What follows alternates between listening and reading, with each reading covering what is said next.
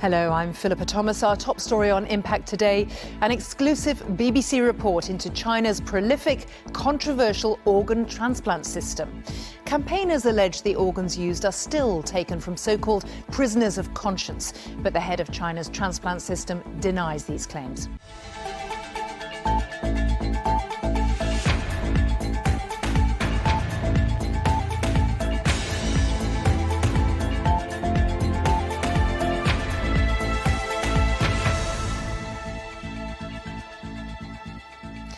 The head of China's transplant system has denied claims that organs are still being taken from executed prisoners. The former Deputy Health Minister, Huang Zhefu, says there are plenty of organs available from patients who die in intensive care, as well as the rising number of those registering for the country's new organ donation system.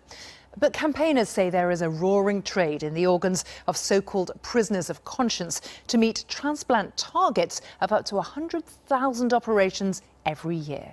Matthew Hill has this exclusive report. She seems so used to seeing Korean visitors. This undercover reporter captures a Korean patient recovering from a liver transplant at a hospital in Tianjin City, China. The suspicion is there's a roaring trade in organs being harvested by the Chinese regime. The nurse says they did 7 transplants on the previous day.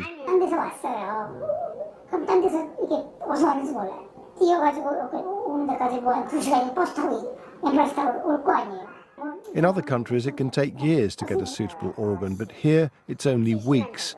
So where are they coming from? China admits it used to take organs from executed prisoners and claims it stopped the practice in 2015. But this campaigner believes organs are still being harvested from prisoners of conscience. Falun Gong is a spiritual movement based on meditation, but regarded as an illegal sect by China. In 2005, Annie was sent to this re-education camp in Beijing. She claims healthy Falun Gong practitioners like her were given invasive and unwanted medical tests. I was severely tortured mentally and physically, but at the same time, they took all these Falun Gong practitioners to the nearest hospital and have a regular body check. They include like chest X-ray, liver test is ultrasound, and a blood test every 3 months. Another Falun Gong detainee who was released last year also believes organs are being procured from prisoners of conscience. So in the jail hospital for a few times, they took my hand inside a window, and then they would have a rubber band wrapped around my arm, and then took the needle over there and then take the blood out. And not just me, all the practitioners of Falun Gong. They force you to renounce your belief. So if you don't do so, they would beat you up. They choose places like your legs, your arms, and your hip part, but your organ part, they don't touch. I've come to a gathering of international transplant surgeons in Madrid. Transplant surgeon Zheng Shusen is also a local leader of an organisation set up to persecute Falun Gong followers. I wanted to ask him about a controversial paper he'd written, which falsely claimed no prisoners' organs were transplanted. Did you, in the paper, you misled people about the organs? You said they were not from prisoners.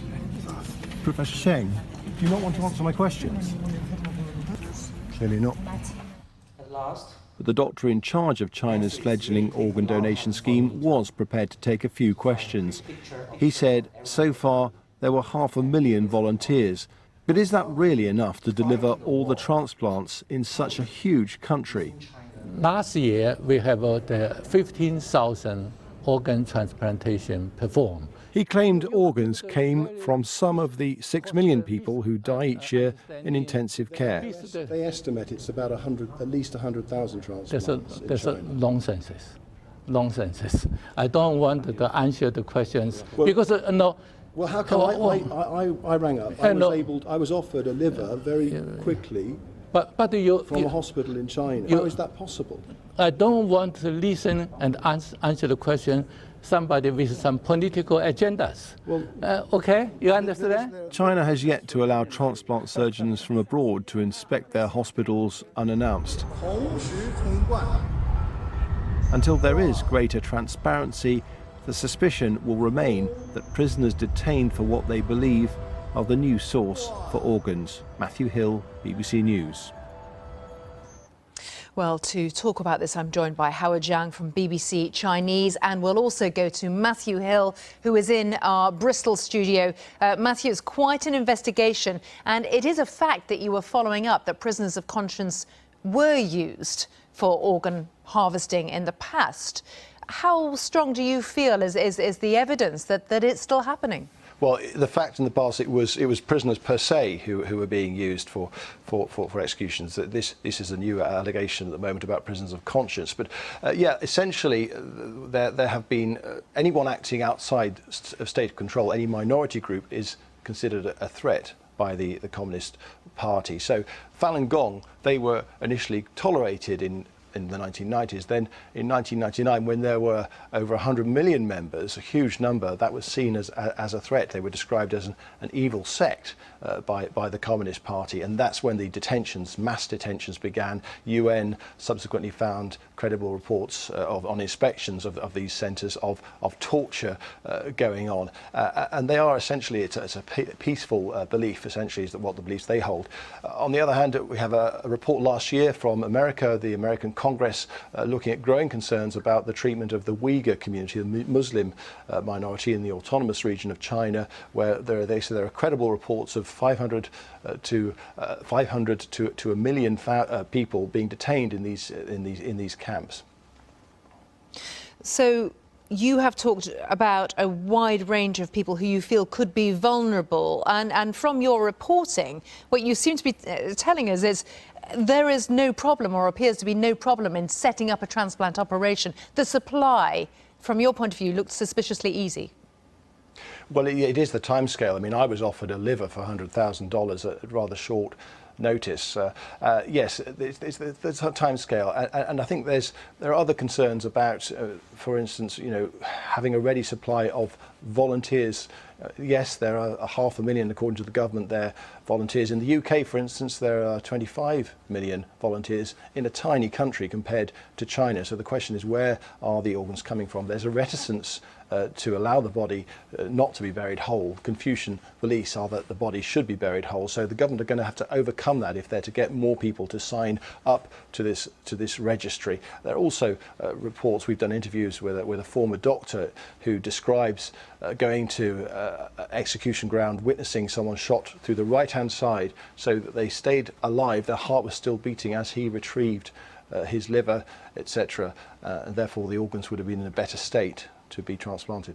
And one of the points that you make towards the end of your report there is that doctors, transplant specialists from outside China, have not had access to the system that seems to be running at such a pace. That's the Transplantation Society. They have had limited access on an announced basis to a small number of hospitals, but they haven't been allowed into the military hospitals that are at the centre of a lot of these allegations. They point out that China has signed up to an international World Health Assembly protocol, which is for greater transparency, but many campaigners believe that transparency does not exist in terms of, for instance, the traceability of the organs. They're also concerned about a recent development on the Uyghur community, aged between 12 and 65, who are having biometric tests done. That's blood, DNA samples done. The Chinese say that is to combat the threat of terrorism, whereas these campaigners believe that there's a sort of more sinister motive.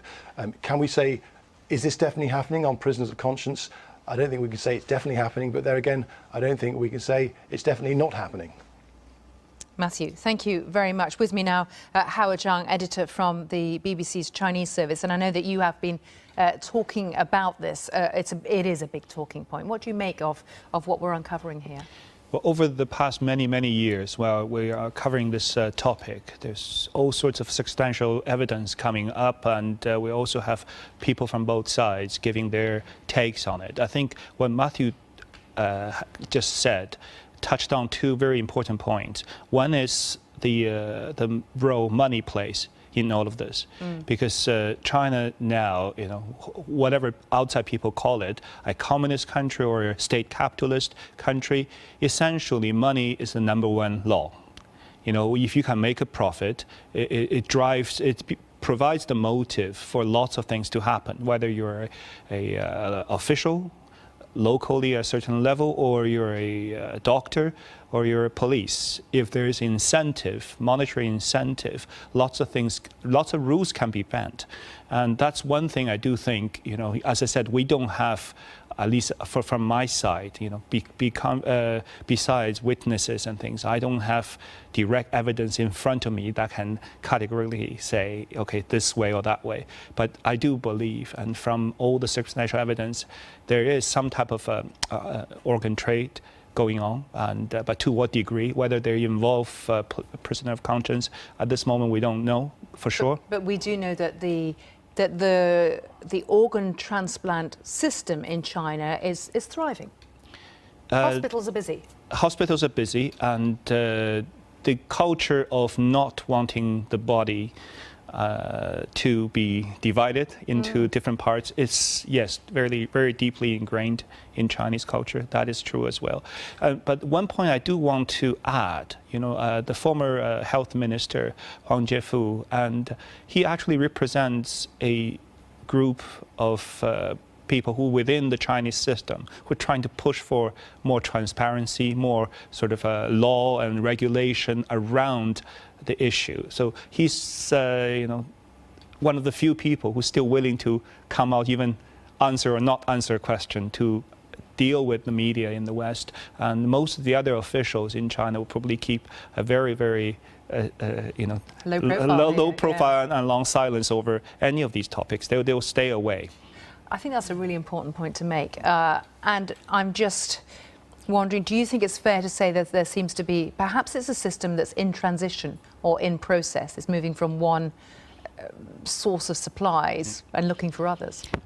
I think it's very difficult to prove at this moment that there's a central government drive for a for-profit type of organ harvesting law still in, because once they stopped 2015 when they pushed out this new law saying no more kind of using prisoners for, it's difficult to say there's still that law in play.